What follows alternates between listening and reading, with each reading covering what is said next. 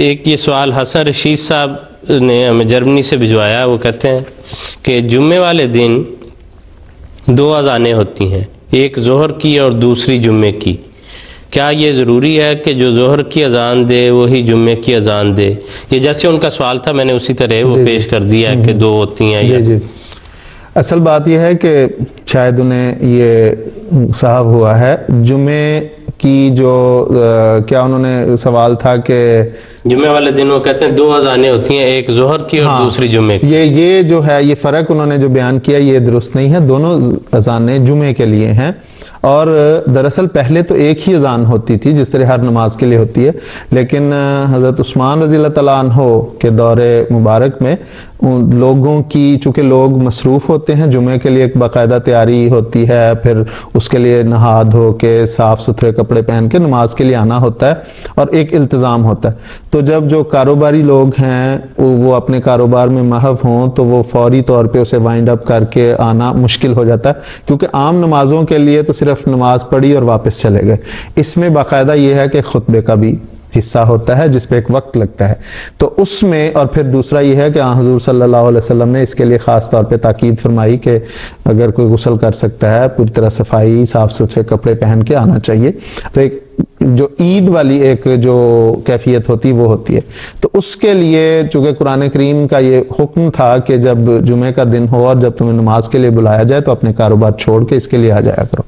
تو ان کاروباری حضرات کی سہولت کے لیے حضرت عثمان نے پھر ایک اور اذان کا اضافہ کیا جو کچھ دیر کوئی گھنٹہ پہلے خطبے سے آدھا پونا گھنٹہ پہلے دی جاتی تھی تاکہ لوگ تیاری ویاری انہیں اطلاع ہو جائے کہ آج جمعے کا دن ہے، جمعے کا وقت شروع ہو رہا ہے. ایک یاد قبل از وقت یاد دہانی کی غرض سے اس لیے یہ دونوں جو اذانیں ہیں جمعے کے لیے ہیں. دوسرا اس کا مختصر جواب مجھے میرے ذہن میں آ گیا کہ وقت بھی ختم ہو رہا ہے، تو اس میں یہ ہے کہ پہلے بھی اس کا جواب دیا جا چکا ہے کہ اگر انتظامیہ نے اگر کوئی مؤذن مقرر کیا ہوا ہے تو جو ایک اذان دے گا وہی دوسری اذان دے گا اور وہی اقامت کہے گا.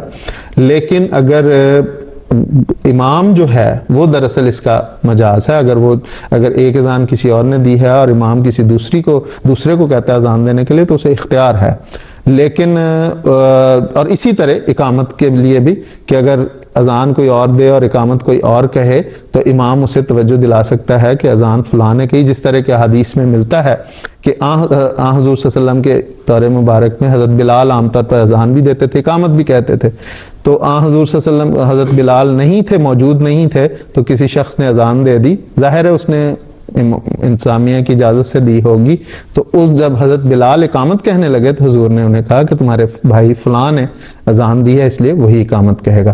اس لیے جو پہلی اذان دے وہی دوسری دے گا، لیکن انتظامیہ کو یہ اختیار ہے کہ وہ روک سکتی ہے کہ وہ اگر مناسب سمجھے اگر کسی نے پہلے اذان دی ہے تو دوسری اذان کے لیے اپنے انتظام کے لحاظ سے وہ فیصلہ کر سکتے ہیں. جی ٹھیک ہے زہیر صاحب، بڑی وضاحت سے آپ نے بیان فرما دیا ہے.